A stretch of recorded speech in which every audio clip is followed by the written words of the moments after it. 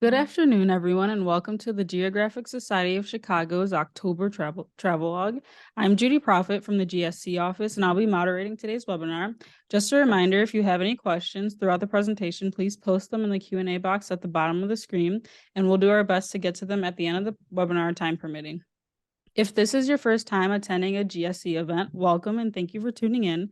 The Geographic Society of Chicago has educated the public about geography and its important uses since 1898. Today's GSC trains students in the latest geospatial technologies.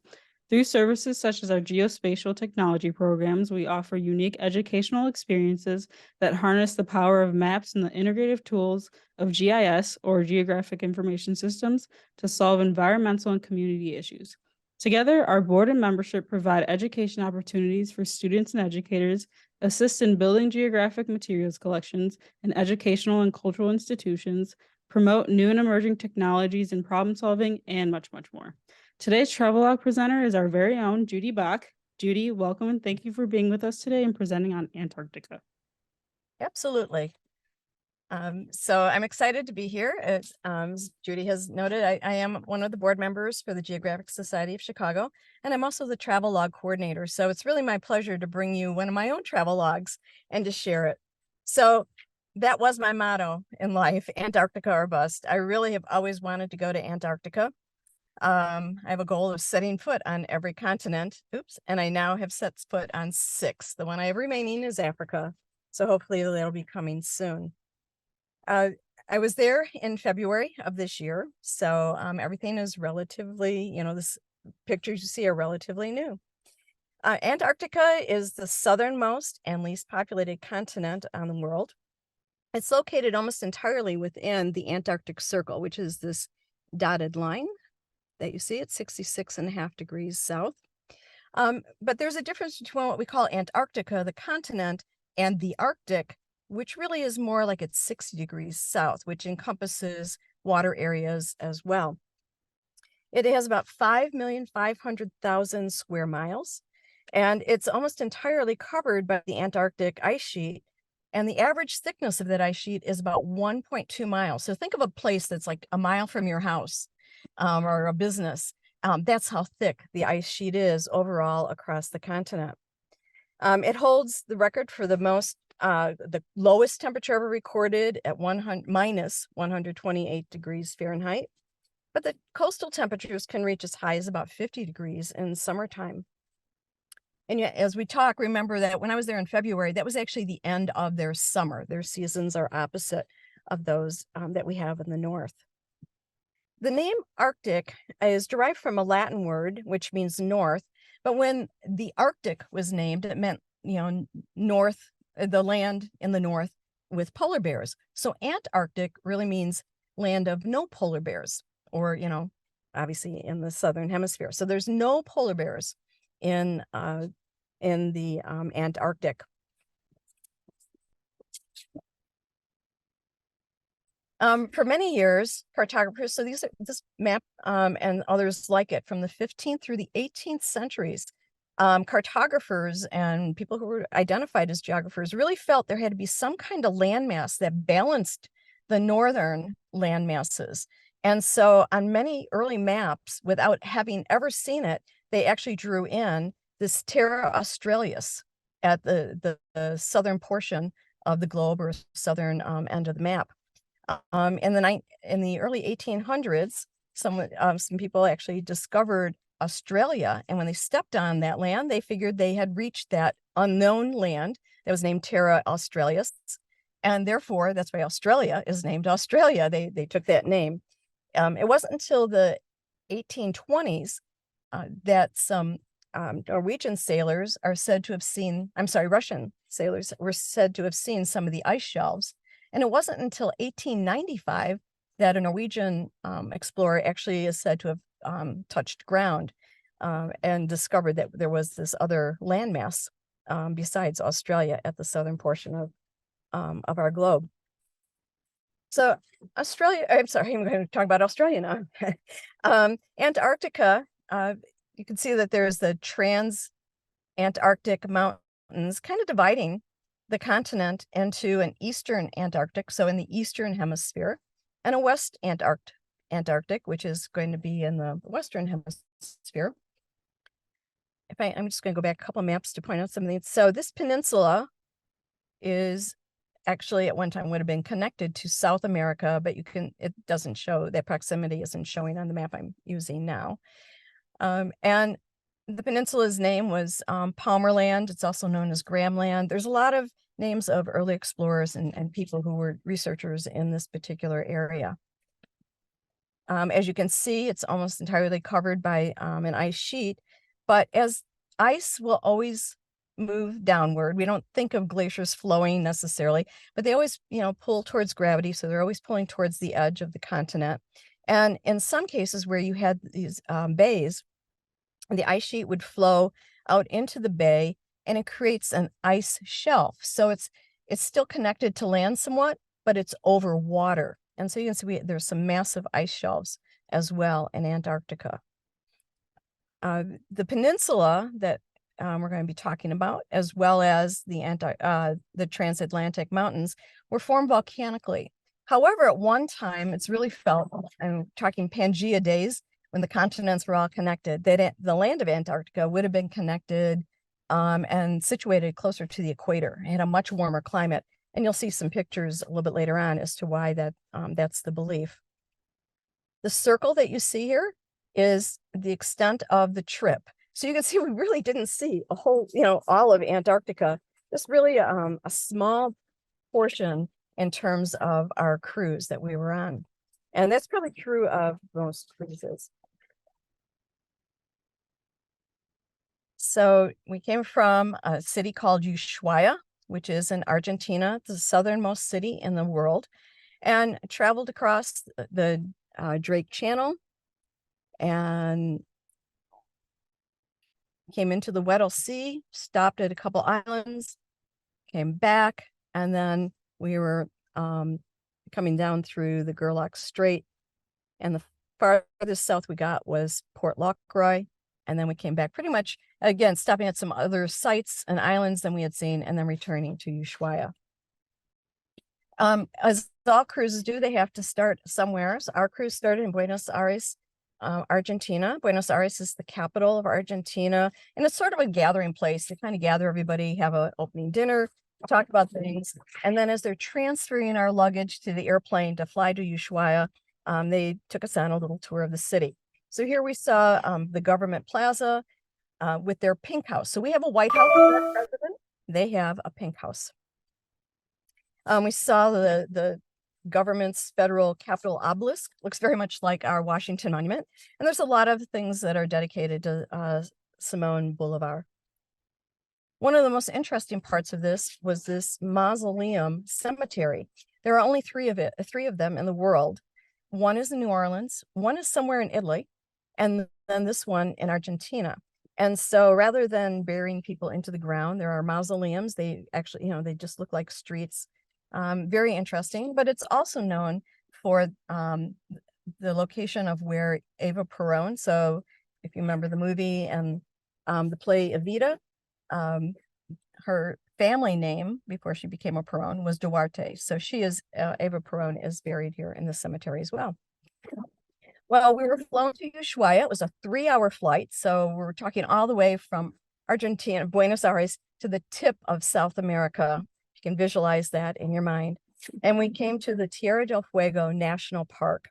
It was absolutely beautiful. And in the distance, we could see the Andes, the Chilean Andes. In the foreground are the Marshall Mountains as part of Argentina. And here I am standing near the sign that not only announces that we're at the Tierra del Fuego National Park, but we're also at the end of the Pan American Highway. This is the farthest distance. So it goes all the way from Alaska along the west coast of North America and Central America, South America. And this is the end point, really at the end of everything at that point. We had a little catamaran ride. So at this point, our luggage is being transferred from the plane onto the ship. So we had a catamaran lunch. It was absolutely beautiful. And I have to say, it might not seem that way, but I'm looking back and thinking, here I am at, the most of the world that I could possibly be. I have to say, I got tears in my eyes just thinking about that. Of course, when you're on a cruise, and I'll talk a little bit about it, was a National Geographic Lindblad cruise. Everybody has cameras, and this was still in the Beagle Channel near Ushuaia, and everybody's cameras were out as we saw the majestic cormorants and then the sea lions out, and we, every videos and lots of pictures. And then, of course, there would be a lighthouse as you enter that channel. Well, the cruise I was on was National Geographic Lindblad Expeditions. An expedition means that things can change along the way, and you find that almost on any of the trips that go into the Antarctic, or the Arctic for that matter too. The ship I was on was called the National Geographic Explorer. It holds about 148 passengers. Our cruise, there were about 120 passengers, and there are a little bit over 100 staff members, and they were always cleaning. We were coming out of COVID, but they were cleaning everything all the time. So I was traveling alone. I was upgraded a little bit, and that had to do with the fact that they didn't have as many travelers as normal. This is my room. I had 2 windows. Keep in mind when you're traveling towards either pole, sometimes you have 24 hours of light. In this case, there were about 3 hours of darkness. There was a little bit of dusk, and then that would leave probably about 18 hours of daylight. So the shades were pulled at night to make sure that, we did fall asleep, and the room darkening shades. It was a very comfortable room. There was a TV in the corner that we could hear the lectures. We didn't have to go up to the lounge. It had the daily weather reports and what was expected during the day. And this was the chart room. Chart room was a place that people could gather. You can see there were, windows that you could look out, people still checking cell phones if they could, or checking photographs that they probably took. They always had coffee and tea here. And sort of in the middle of the room was a map, and they always, every day, updated where the ship was. And there were 2 maps, one they drew on the line, the course of the ship, and the other one they just moved a little ship marker to show where we were at. There was also a mud room and a locker room. So you have to have Arctic muck boots. And so they're stored in your locker for when you're going to do your land excursions. You can see this one of our passengers cleaning off his boots. There was a lot of concern at this time about the avian flu, the bird flu. We heard about it here. We knew lots of chickens had been killed on chicken farms, but they were concerned in Antarctica about the spread of it. So every time we stepped onto an island, our boots, when we came back, had to be scrubbed to get every bit of anything off of them. And in fact, before we went back out on the next cruise, they inspected the bottom of our boots with little lights. And there were people that were sitting like with dental picks, picking out little gravelly things. So you definitely wanted to make sure that your boots were scrubbed. There's also the lounge as on any cruise ship. The picture on the left is our captain welcoming us. There's lots of TV screens around. So during lectures, you could sit and watch the lectures very easily. There was a bar. And on the right-hand side, so we were there in February, and we were probably out to sea a couple days. And someone in the group said, well, are we going to be able to see the Super Bowl? I have to say, the captain rolled his eyes. He just said, do you realize where you are in the world? He said, we don't have cell communications here. We have satellite communications. But we have no idea that we can connect in anywhere. Well, son of a gun, he just said, probably not.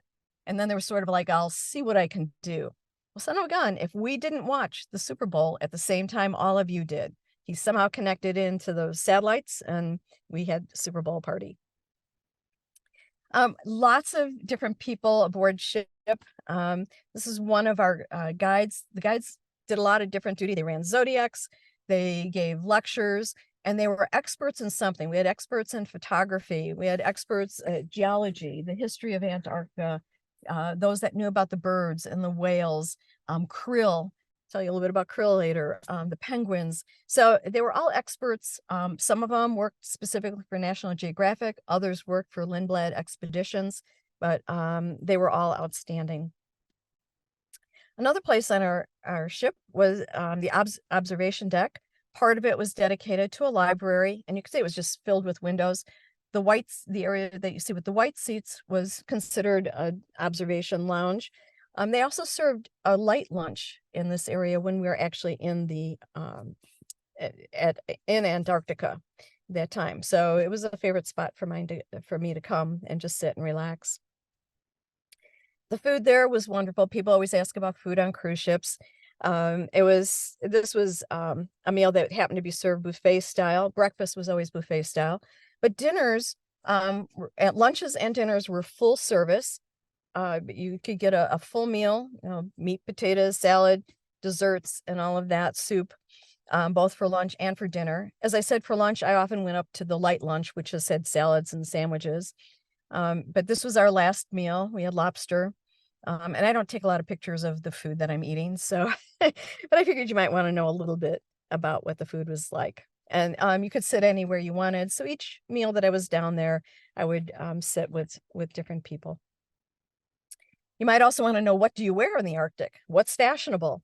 Well, each cruise that goes down there usually supplies some type of an outerwear jacket. Lindblad, National Geographic do this orange jacket. It has a hood with fur around it. Underneath it is a very lightweight down feather little jacket that you can wear. And underneath that, I usually wore long underwear, and then sometimes, depending exactly on the weather, something else on top of that, and then the down jacket, and then this big orange thing that was a windbreaker, as well as kept the rain out when we did have some. Having the fur around it, they said that's what actually breaks the wind from around your face. You could take it off. Some people did. Having ear warmers and hats, and having a gaiter to cover your neck and your face when you needed it. Certainly gloves, you would expect that. And I had both Arctic gloves. I had 2 layers of gloves on, so I could take them off and take photographs and still have my hands warm. Waterproof Arctic pants, because you have wet landings, and the Arctic muck boots.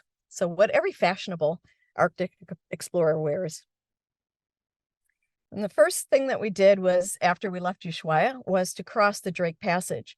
Some of you might know Drake Passage is the most dangerous water anywhere on Earth. There have been more ships that have been sunk there and sailors killed just because of the high waves, 20 to 60-foot waves any time of year, very stormy. It takes 2.5 days to cross the Drake Passage to go from Ushuaia to where we were going to our first peninsula landing. So, it was a long trip across. They told us this was the most calm the seas had been the entire season. So we were there in February. They said the waves were about 2 to 6 feet tall. It was very difficult to walk up and down the hallways, like to get to meals or to go to lectures. You were always grabbing onto something. And in certain areas, they also had long ropes so that you could hang on to the ropes to walk. But they said this was the most calm that they had seen it. So I guess we were very fortunate. Oops.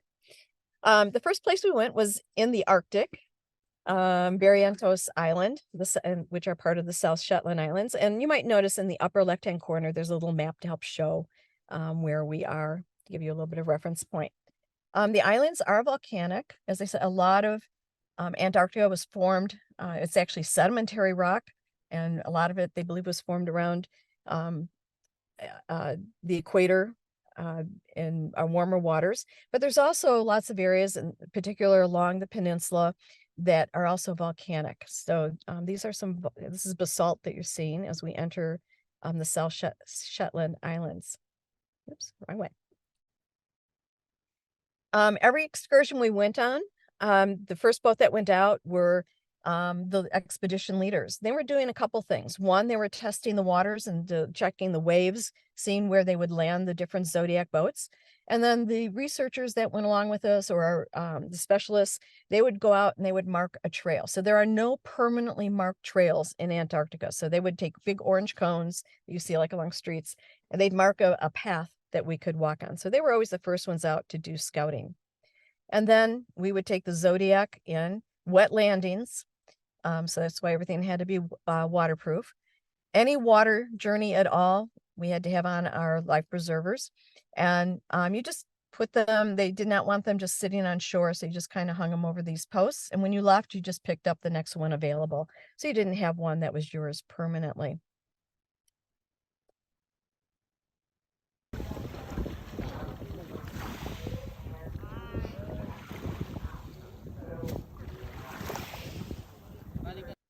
So just give you a little sense of, yeah, you had to sit on the edge of the zodiac and you roll your feet in. And when you're getting off, you roll your feet out. But you are definitely stepping into the Arctic waters each way. On Barrientos Island, we saw Gentoo penguins. So overall, there are 17 species of penguins worldwide. They all live in the southern hemisphere.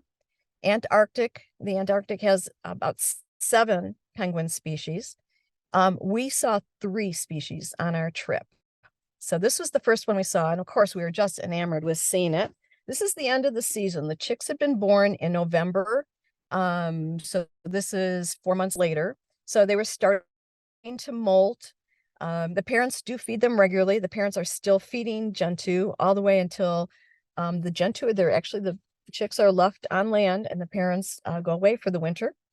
So they're fattened up to be able to, they all huddle together and stay there. Gentoos have orange beaks and orange feet. They're black and white like most of our penguins are, but they have a little white cap bonnet. And they tended to be the most friendly of the 3 species we saw. They were curious. They came towards us. We were not to go up to any animal species at all. But if they came up to us, we were just told stand still or back up very slowly. We were not to disturb what they were doing because that was their habitat. But the Gentoo they're about 2.5 feet tall. They weigh about 15 pounds. And again, they just tended to be the most friendly out of all of them.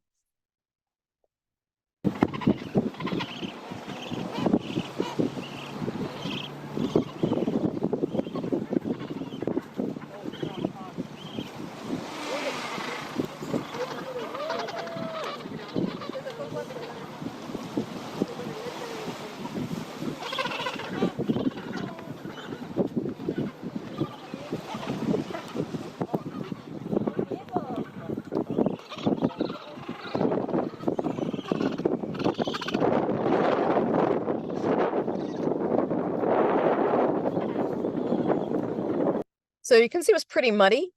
And again, why we need to keep our boots clean and not transfer anything from one island to the next. They're just so fun to watch as they waddle along.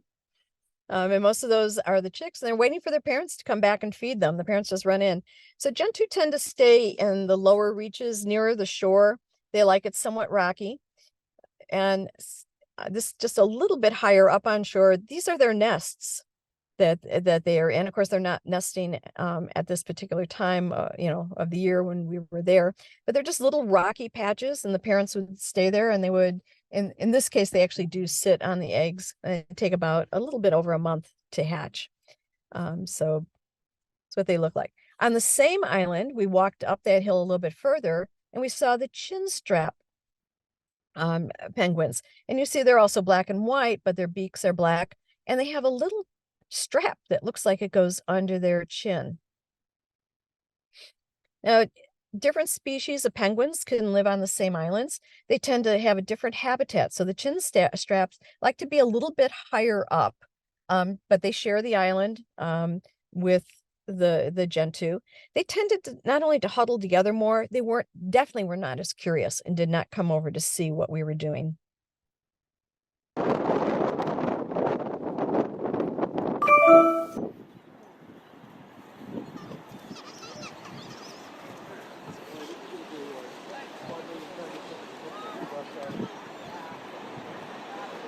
And you can see that their walk was a little bit different than the walk of the Gentoo. Well, we were out going into the Weddell Sea. The Weddell Sea is, when you hear about disasters of ships being crushed, this is where it happens. And so we often saw icebergs floating in the Weddell Sea. Again, we were at the end of the summer season, so they were very careful in watching to see if there was any buildup of ice, because that could be very, very dangerous. What you see floating here, because it's flat across the top, is a tabular iceberg. That means that it actually has come off or broken off one of the ice shelves. And that can also be very dangerous. Not only are they huge, I mean, again, remember with ice, you're only seeing about 1/10 of it floating and 9/10 are below the water. But they, if depending on how large they are, they can actually block some of the flow of the currents that are there. They can prevent some of the other pieces of ice that normally would flow out to sea that contain algae and plankton, or algae in particular. And so then that affects the krill who eat that. So these ice shelves can, they kind of monitor a little bit about what's going on in not only Weddell Sea, but in the Southern Ocean. One of the tabular ice flows that we saw was over a mile long. And I sparing you the video of us riding past it, but it had broken off from, I believe, the Larsen ice shelf, and they can last years before they actually melt away. And so, there's always an eye watching for them. A couple of people were saying how they were waking up and seeing the sunrise. And of course, there's not much of a, there's only 3 hours of darkness. So I'm not prone to get up too early anyway. But it just happened on this next morning as we entered the Bransford Strait to wake up. And I thought, it's about sunrise time. So I went out on deck, and these pictures were taken from the same point. Just I looked a different direction. The one direction was off the back of the ship. The moon was in the sky, it was a little bit cloudy, and clouds were kind of pinkish and dark gray. But when I turned around, it was like a golden fiery sky. And I did not touch the color up on this image at all. I was probably out there for a good half hour. So I have a whole series of photos watching that sky change. And it was beautiful. But I have to say, it was the only morning that I got up to see the sunrise. Again, we always see so many different ice flows and icebergs. This is Croft Bay that we came into. It was pretty calm water. And so we were given the opportunity either to have a Zodiac ride or to go kayaking. So I chose to go kayaking. Kayaks were downloaded. If you didn't have someone that you traveled with, they paired you up with someone else. So I was paired with a gentleman who had been traveling with his son. And neither one of us were great kayakers, but we were out there for 45 minutes paddling around. And basically they say, go wherever you want, stay away from the different icebergs because they can flip pretty easily. And again, that's when they become dangerous. So that was a nice, pleasant thing to say I kayaked in Antarctica. But notice how calm it is. This was also the day then that they chose to do the polar plunge. Because the waters were calm, and they could offer this to us. 78 passengers took advantage of doing this. That's me. I have long underwear under my bathing suit. But the gentleman behind me, you can see he was shirtless, and there were women. A lot of the women there were in their bikinis. The air temperature was 40 degrees. The water temperature was 30 degrees. And what they did, they took 2 Zodiacs and they put a platform between them. You can see, our different guides who were there, our different research scientists. And, they were shouting us on, come on, don't wait, just jump in. We were told there was a net under the place that we jumped in so that you could not go down forever and ever. I never touched the net, but I was completely immersed. Photographers there taking a picture of everybody. And as soon as you start to pop up, people are grabbing your arms and pulling you up onto that little platform. So it was the first time I had done any kind of polar plunge at all. Not sure if I'll do one again. Woohoo! I did the polar plunge. My feet were red by the time I got out of the water. But when you get in, they give you a towel and a little warm lemonade with rum in it. So it was a fun thing to do, to say that I did it. The next place we went was Snow Hill Island. Now I found this every day was something new. It was something that was interesting and things you hadn't, that I hadn't seen before. On Snow Hill Island, there were several different features that we were looking at. One was this historic site. So in 1901, 6 Swedes came to this area. They were going to set up a research station. They came at the end of summer with a prefab house to set up, knowing that they were going to be there over winter. Then they were going to, when winter ended, they want to get a really early start on research that they were going to be doing in the area. And then a ship was going to pick them up and they would go back. Unfortunately, the ship got crushed in the Weddell Sea ice. And so they were not picked up. And they spent a second winter here. This is now a National Historic Site in the Antarctic. So it's something you never really think about. We think maybe of the penguins or, all the ice that's there, but to think of there are several historic sites that are there. Inside, you could see the cabin, 2 beds in each room, a small writing table. There was a kitchen and a meeting room. Outside, there was another research station going on. This is a group of Norwegians. We were already told, do not approach them in any way. Like I said, COVID was still in the minds of a lot of people. We did not have to wear masks as passengers inside on the ship or outside. All of the staff, the entire staff, wore masks when they were on board ship. That was a requirement that they had. And so anyway, they just said no one is to go near these tents because there's still fear of spreading COVID. The orange tent was their cook tent. They said there was an outer tent that was for their bathroom tent, and the sleeping tents and their research tent. Because of the treaties now in Antarctica, you cannot leave any waste at all, and that includes all human waste. So everything that was in the bathroom was, stored. And I guess they had helicopters came in and dropped off supplies every couple of weeks. I'm not sure if they picked up the waste products at that time or not, but they could not just dump or leave anything there at all. They were there to kind of restore. They were working on the restoration of Snow Hill house that you saw, that historic site. And they were also doing research about climate change. We stayed on that island and walked along the shore. And this was another highlight on this island was here are fossils. These fossils are anywhere from 65 to 100 million years old. They were fossils that are only the type of species that are found in the fossils there are only formed in warm waters. So again, it goes back to talk about the sedimentary, a time of sedimentary rock formation and being in a much warmer climate. And they were littering the beach all over. But we walked along the beach to do more than that. Well, first of all, we saw these little bergy bits, which some were clear, some were, cloudy. They kind of remind me of looking at clouds. They all had different looks to them. And we came upon a skua who was feeding on a penguin.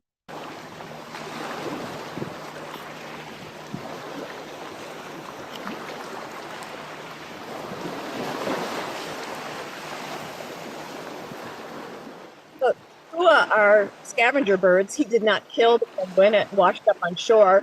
He didn't seem to care that 100-some people were passing by him at all. Just kept eating, and then every so often he would kind of look up just to make sure that we were not there to take what he was eating, but just kind of ignored us for the most part. But here was our destination along that beach. Not only was this an area of a lot of sedimentary rock with fossils in it, but also there was a volcanic activity on the island in much earlier times. And we came to see the dike that it was miles long. It started back at that Snow Hill historic site. And so a dike is something that actually forms underground when you have active volcanoes. And it just looks like a thin wall. As you get closer, and I was like, okay, this looks like bricks, someone built this. But that's the nature of igneous basalt. As it cools, it contracts and it fractures in very regular forms. So it almost looks like bricks. In the upper right-hand corner, that was the back side of the wall. So you can see basically how thin it is. So it was just a stream of lava that was running underground at the time of some early volcanic eruptions. Our next island was Paulette Island. We were coming out of the Weddell Sea. Paulette Island is pretty unique in terms of how it was formed. It was formed under was a volcanic eruption that occurred under the ice sheet. It never melted the ice or pushed through the ice. It totally erupted under the ice. Therefore, it's kind of flat on top in general.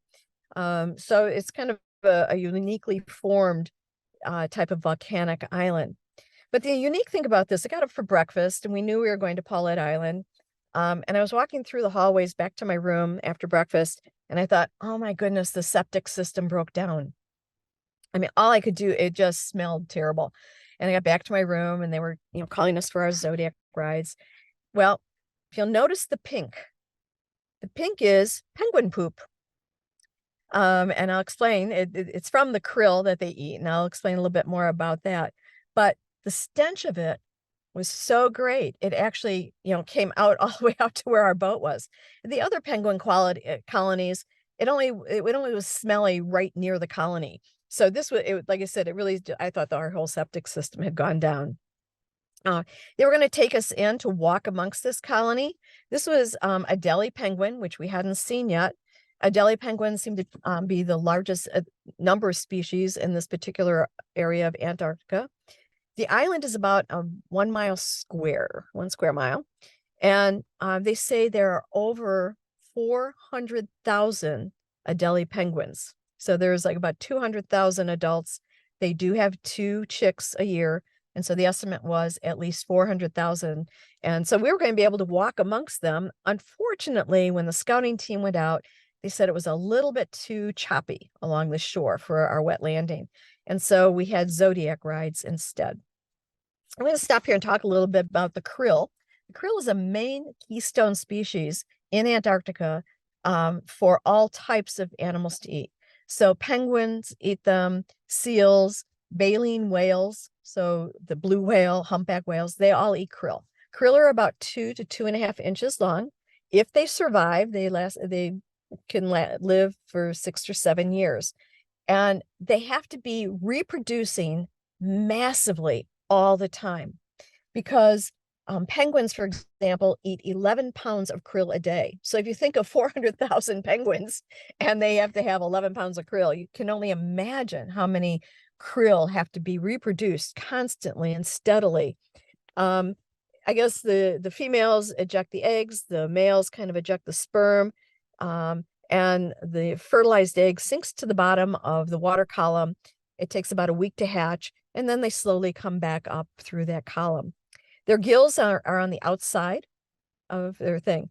And I told you we had lectures all the time. I have to say the lecture about krill was the most fascinating that I heard, because I didn't know very much about them.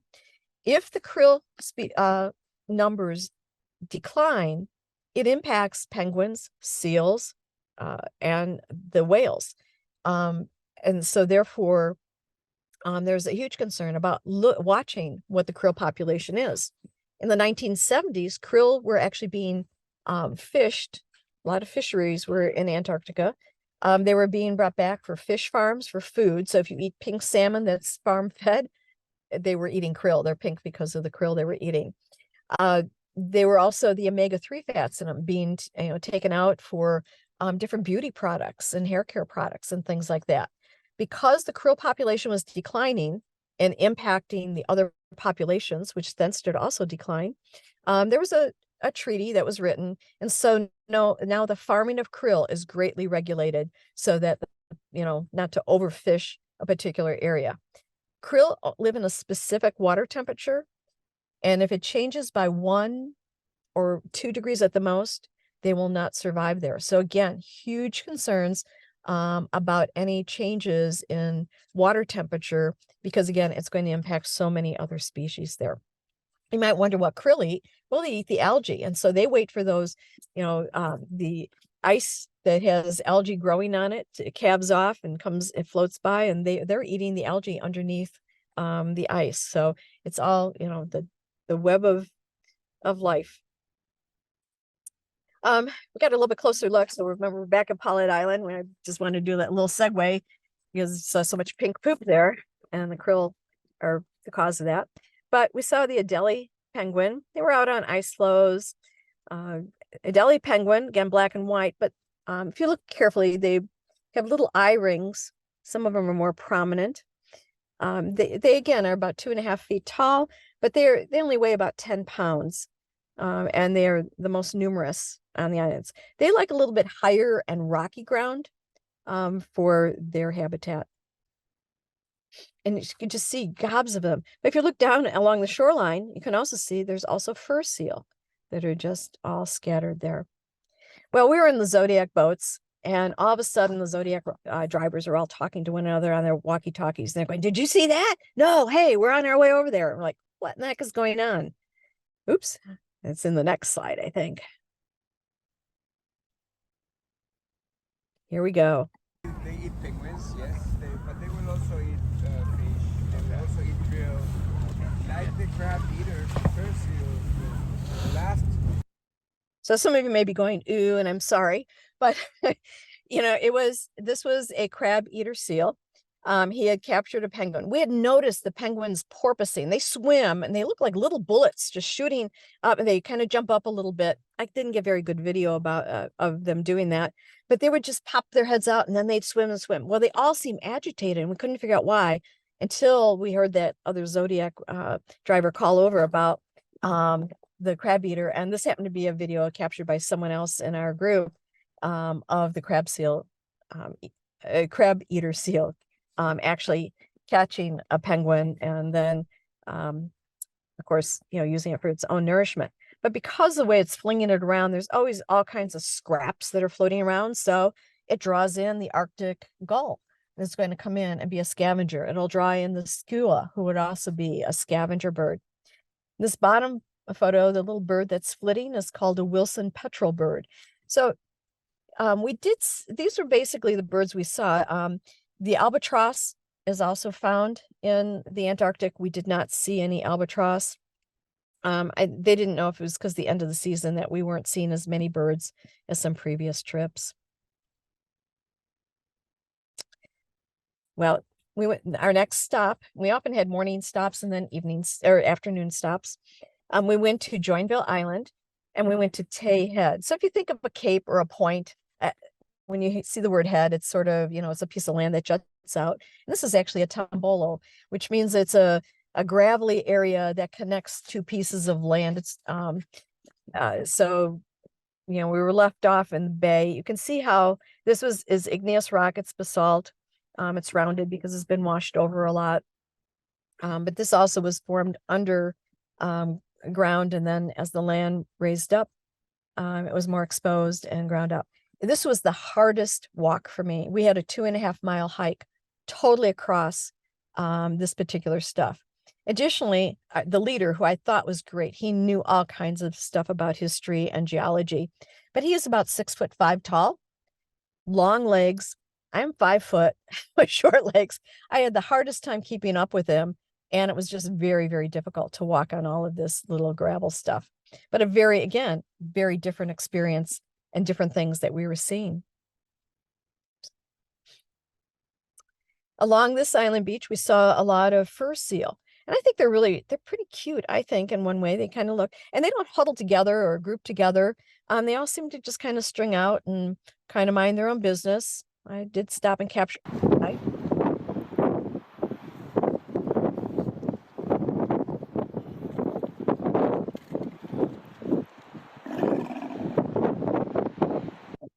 Pretty much telling me, you know, all right, enough with taking pictures.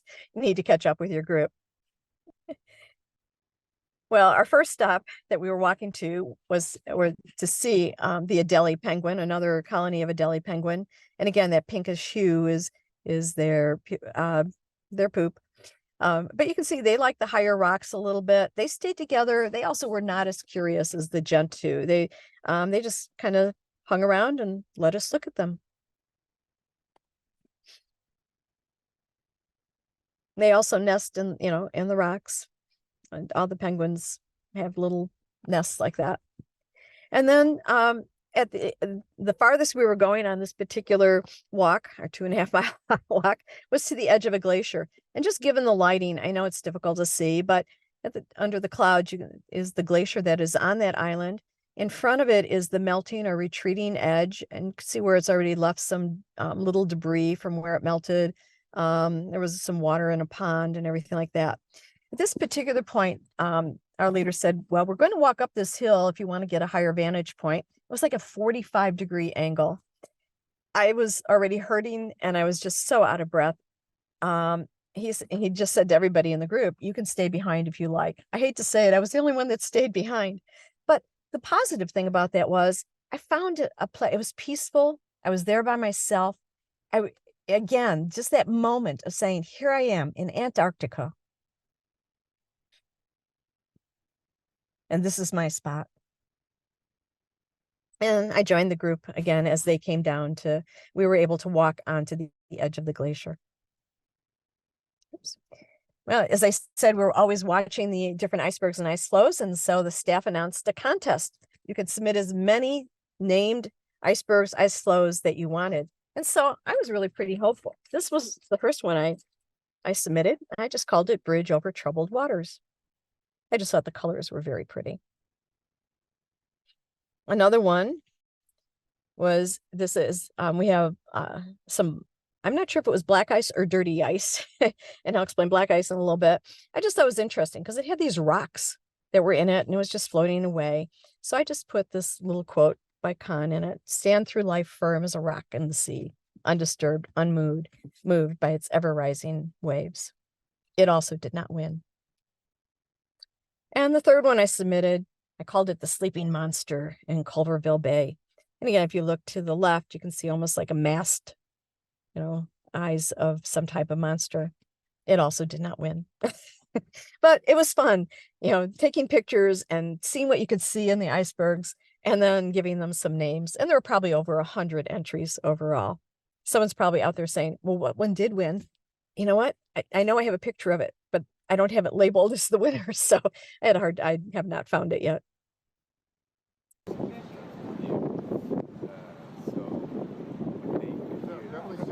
I'm going to stop this for a moment so you can see where we are on the map. We're going through Gerlach Strait. Gerlach Strait is known as the Triangle of Whales. They always see whales here. There's nar whales, and there's Hai, H-A-I whales. There's the orca or killer whale here. I've never been much of a whale watcher because you go out there and you might see, some blow coming out the hole. You might see a fin. You might see a little bit of breaching, and then you can't find them. Plus, you're on a ship that's moving. The whale pods are moving. And in this case, it was a very rainy, windy day. But here's what I captured. You can definitely see the little one though. Something happened. Disappointing, right? You're not seeing much. That's how I feel for whale watching. Oh, there was some blow. I've seen it here too, yeah. I believe those were narwhals. Like in Alaska, but you see it here with 4 or 5. You get a tail like that.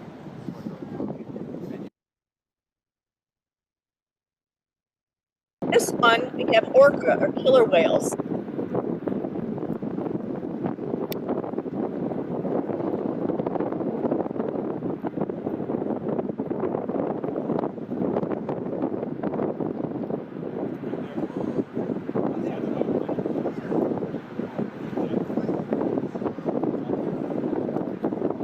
So very difficult to capture them. The yellowish color you saw on them, orcas, we always think is black and white. The yellowish color is due to algae that actually grows on them. And the captain announced that they thought the pod was about 40 in size. So we did see, whales a lot in that particular way. Well, at Cooperville Island, they were going to take us to see another penguin population and walk on the beach a little bit. And so we were all in our Zodiacs headed out over to the island when again another Zodiac driver says, "Hey, whales out there." So ours said, "Whales or penguins?" And I have to say, everybody including myself, said, "Let's go see a whale." Now, I have to say, I was then thinking, okay, wait a minute. We're in a Zodiac. Whales are pretty big. How safe is this? So you do put your trust a lot in the expertise of the staff members and those who are, motoring the Zodiacs around. They certainly don't want to have any disasters, but it did cross my mind.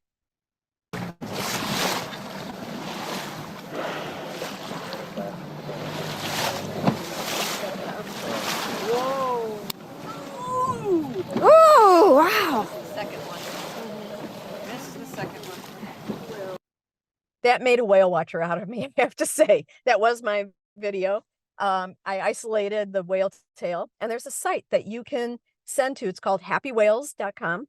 And if you can capture things in a photograph, you send the JPEG photograph, the location, and they match it up to see if what they're doing. You're part of a citizen science project to see they're tracking the whales, either if they've been tagged or if not, with the humpback whale tails, they identify them by the different patterns and designs on the tail. I actually received an email about 2 weeks ago that said someone else had sighted the same whale that I had. So this is, you know, how many multiple, they're back in the beginning of the summer, and I didn't check to see where they were doing. So now I feel like I contributed a little bit to science, and I can see why people spend hours out on a ship looking for whale hunts. Well, another Cooperville Island, another pretty magnificent thing. Let's zoom in a little bit at the edge of this glacial ice. Look at that. It looked like marble. I cannot even tell you how, it was just astounding to me. It's amazing to me that you can see sort of layers. So Antarctica is a polar desert. It only gets, in some places, maybe the most 8 inches of any type of precipitation. So it's not a real snowy area, but you can see the ash, volcanic ash, and I'm going to speculate it's from Mount Erebus, which erupts a lot, and the ash travels through the air and falls on the glaciers. And then it gets covered up by some other snow. Below that, what you are looking at is glacial ice. So glacial ice is very different than snow. Snow has oxygen pockets in it, and most of you, I'm sure, know what snow feels like if you're here in the Chicago area. And you can pack it and do all kinds of things. Glacial ice is like a rock. It's been so compressed with piles and piles of other snow on top of it. It compresses out all of the oxygen. And true glacial ice is royal blue. The only reason it looks white to us is because it's reoxidized once it hits the air. The oxygen in the air oxidizes the glacial ice and makes it look white again. But we're seeing some different kinds of things. We're seeing some yellowy and orangey patterns. Well, algae grows on glacial ice. Again, it's part of the whole system. Krill need the algae to feed off of.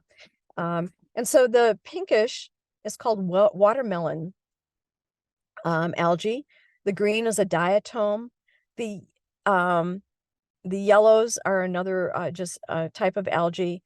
And then I'm not sure where these grayish tones came from, but all I can tell you with the compaction of that glacial ice, it looked like marble to me, something I had never seen before in ice. So again, Cooperville Island, you can see the amount of diatom algae just growing here. The pink could be penguin poop, or it could be the watermelon algae. I mean, you would have to get a little bit closer view. And again, here, what we were looking at were some Gentoo penguins along the shore with kelp. Something else I didn't realize grew in Antarctica. I think a kelp off the coast of California, but it does grow here in the Arctic as well. Next morning, I hope I'm hearing some oohs and ahs out there. This is what I saw the next morning out my bedroom window. I just gasped. I couldn't believe what I was seeing. We had moved a little bit further down the Gerlach Strait, and it was just a glorious, glorious morning. What we were doing was going into Port Lochroy. And so here's where that is. The day it started to cloud up a little bit on doing that. Port Lochroy is a United Kingdom heritage site, a British heritage site. The buildings that you see here are from the 1940s, but this particular location, which is the farthest south that we went on our trip, was originally a whaling station in the late 1800s, early 1900s. During World War I, they did some special missions here. They've measured ozone hole layers here. World War II, so in the 40s and 50s, they had people stationed here, but also doing some climate research, early climate research about things. The interesting thing about Port Lochroy is that it is manned, I'm going to use that term loosely, by 4 people each year. In Great Britain, they solicit people, they get hundreds of applications of people who want to come and live here for 4 to 5 months. There'll only be 4 chosen each year, and they have to go through all kinds of training, because while they're here, they not only run the world's most southern post office and gift shop, but they also oversee the museum. They also make sure they do maintenance on the buildings, and they do some other types of scientific research, predominantly climate research, but some other research as well.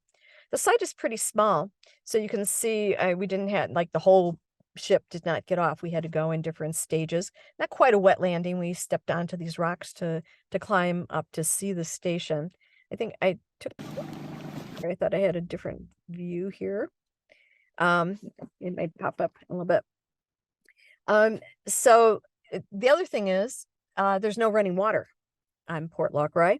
So they rely on ships like ours that bring tourists here, to come and see, what's here, learn about, what they're studying about, and go to the museum. And then one of their members will come back to the ship on the Zodiac to take a shower. And then they do that exchange back and forth, so that their entire staff, they can get fresh water and they can have showers. And I'm sure this is arranged with other cruise lines as well. So in the meantime, they take you around on a Zodiac ride. We're looking at leopard seals on the icebergs. And with us, there will be this. Again, they pretty much just ignore everything else that's going on around them. The leopard seal. Oh, this is one I thought I was going to show you a bit earlier. I took this from the heritage site because I couldn't get this view or that perspective, but you can see the different buildings. The farthest to the right is the gift shop and museum. But these other buildings are part of the 1940s and 50s research station that was here. And now today I'm part of a museum.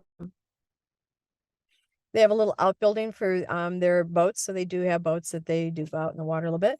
And then in the upper right corner, the Quonset hut are there, where they live, eat, sleep, and are entertained. This is the only place that we saw chicks. These are Gentoo. Unfortunately, they were born late in the season. We should not have been seeing any chicks this small and in February. So we were told they would not have enough nourishment to last out the winter. And so they would, because the parents dive back and they're constantly feeding them, but they will not return during the winter. They will return the following spring. So it was unlikely that the chicks would survive, but we did get to see some chicks. There's one that was a little bit older and molting, and so this was an interesting photo. Just the cloud cover that we had. It's sort of a black and white day almost.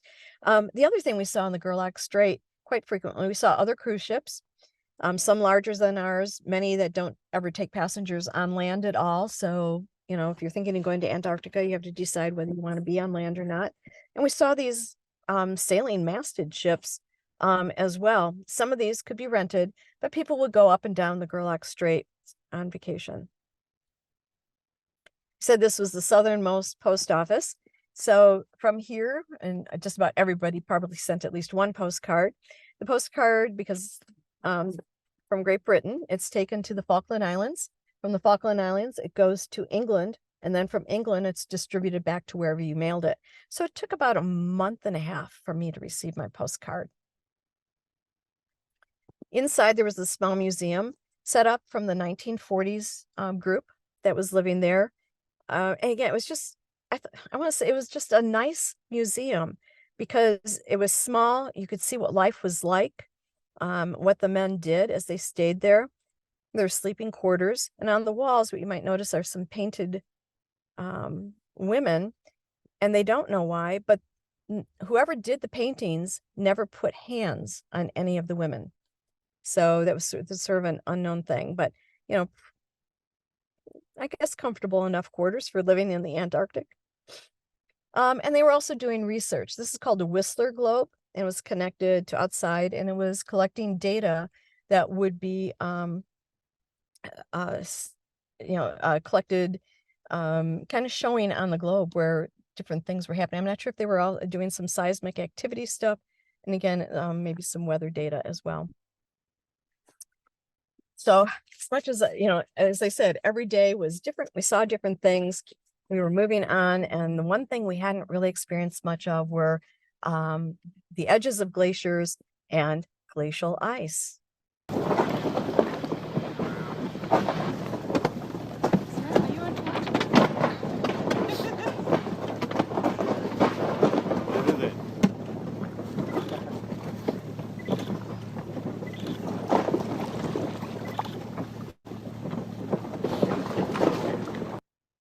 going through what's called brash ice. It's pieces of icebergs that have broken up into much smaller pieces. But once that temperature drops, it quickly can solidify and, kind of cause ships to be, encapsulated and not be able to move. So, again, all of this is always very closely monitored in terms of where we were going and what we would see. I want you to listen for a minute in this next video. Crackle, crackle, pop. Snap, crackle, pop. Rice Krispies.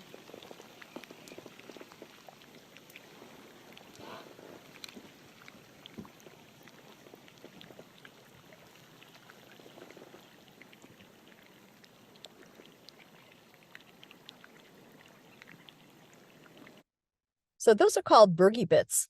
And although the oxygen has been squeezed out of them as glacial ice, they still contain carbon.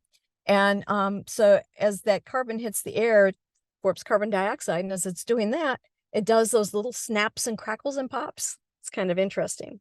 I just thought this photograph along the edge of in this bay, in Morgan Bay, where we're looking at glaciers, was just kind of interesting. How in the world did we get this rounded piece? Usually you see, big chunks of things. And there it is, just sitting. Well, I just thought it was an interesting photo.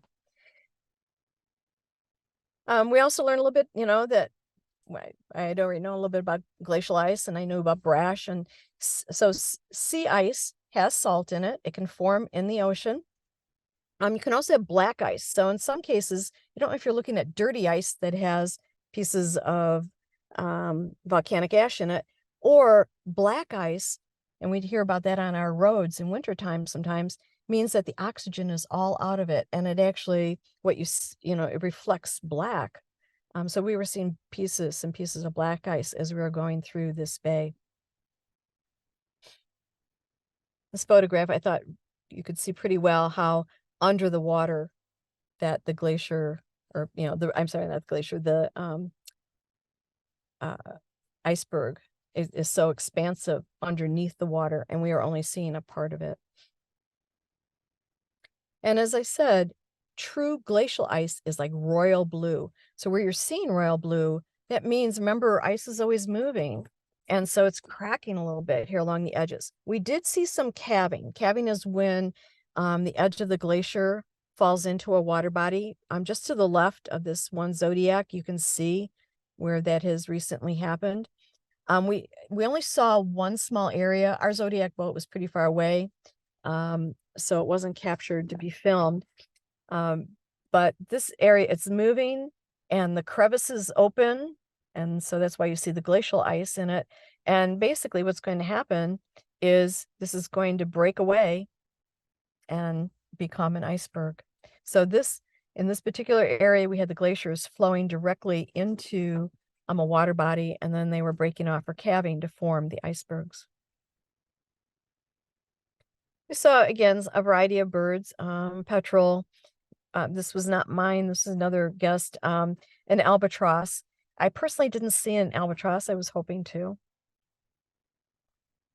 And then, we're sort of on our way back. We have a couple more stops. So Deception Island, as you see the water here surrounded by this rim, are inside a caldera. It's a seawater filled caldera.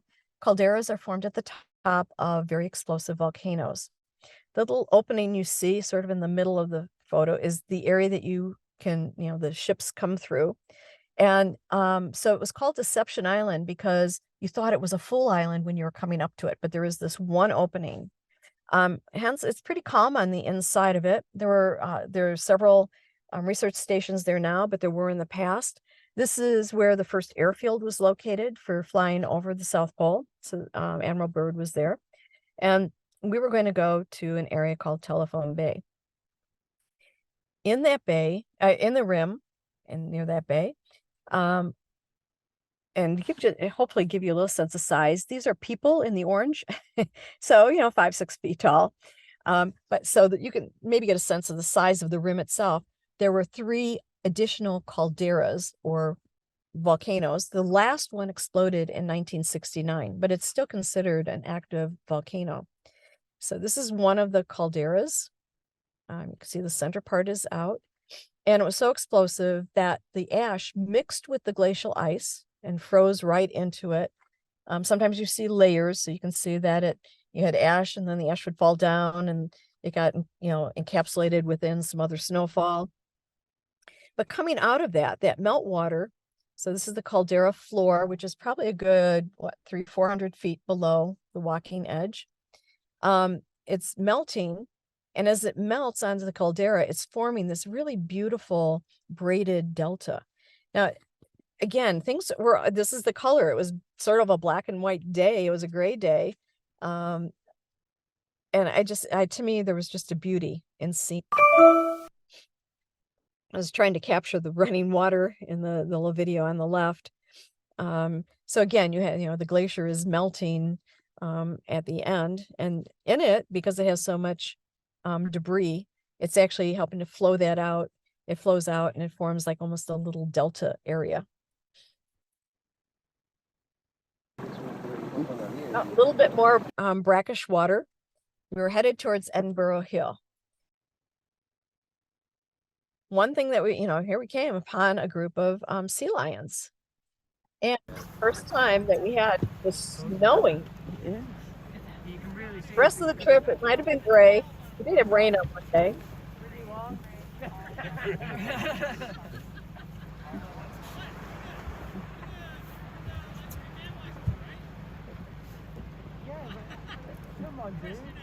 So we're in the Zodiac, coming up a close shore because here's what we were going to see. Edinburgh Hill. Now, can you imagine the other side of this hill was that snowy situation? We came around this hill and this is what we saw. I mean, it's, so either side of it, it was just so different. This is, it's a basalt that's been pushed up. So if you've been to Devil's Tower in Wyoming, this is the same type of formation. The Giant's Causeway in Ireland is another example of this type of a basaltic tower. And again, it's almost hard to imagine. This formed under the earth. This did not push up through the ocean and push up through ice. It was pushing up through some sedimentary rock. It was encapsulated and it never exploded onto land. And then the sedimentary rock on top was worn away either by, glaciers or rain or whatever. And then this particular feature is what you are left seeing. As you look up, it's columnar, if I can say that correctly, very jointed. So you can just imagine that lava being forced up. And again, because of the way that it cools in the land, it forms hexagonal shapes. They can be anywhere, usually from 4 to 8 different sides. And, they were just pushed up. It was just magnificent to see. So as we said, every day brought something new and something just even more amazing. Well, it's time to go back. Here we are going back again across the Drake Channel. No one knew what to expect, but again, very calm waters. We could get no closer than 3 miles due to international law to Cape Horn, which is what you're looking at. Cape Horn is in Chile. And on Cape Horn, there's a monument to all the sailors who have died. So the hundreds of whalers and other sailors who have died in the Drake Channel, as well as a lighthouse. And they're very difficult to see. I tried to zoom in as best I can. And we were back to Ushuaia. I was happy that we had a little time in Ushuaia because we didn't on the beginning of the trip. It's really a very touristy kind of town, but it started as a penal colony. The idea was that send them as far away from everybody else as you could. It's a very desolate area. They had nowhere to escape to. They actually had to build their own prison. And after a number of years, they felt it was cruel and harsh punishment for them to have to stay in a penal colony in the conditions that they would have here in the very southern tip of Tierra del Fuego. But it was a very lovely town to go see. And again, it's a jumping off point for so many expeditions that go into the Arctic, as well as a lot of hikers that go into the Andes Mountains. There it was. I finally made it. Thank you so much for joining me on my trip to Antarctica. Thank you again for presenting on Antarctica, Judy. At this time, we'll go over a couple of questions that the audience had, and it looks like We got one, and that question was, were you frightened at all at any point during your trip? You know, I was not. I had a friend who said to me, "Aren't you afraid to go do this?" And I said, "No." I said, "Everybody's going to be very concerned that we're safe." And again, that's why they don't always give you a specific itinerary once you're in the Arctic, because if conditions got bad, they would move the ship somewhere else. And again, we didn't have really rough seas, so I Mhm. guess that took away any fear. So no, I wasn't. But I can see, why there may be some concerns. Mhm. And then, we looks like we had one more come in. Valerie asked, how long was the trip total? This trip was 14 days. Keep in mind, takes 2.5 days to cross the Drake Channel. So we had a lot of lectures on those days. Mhm. So it was 14 days, probably about a good 7, maybe I can stretch it to 8 days that we were in the Arctic, including Antarctica. But And then they have longer trips that see more shoreline. okay. And then one question I had, so as far as clothing, did they give you a list on what to pack, or did they have it provide you with everything? How did that work? Okay, so they provide you with that orange jacket and a down jacket that goes underneath it. That's automatically, it's included in what you pay. They do give you a clothing list.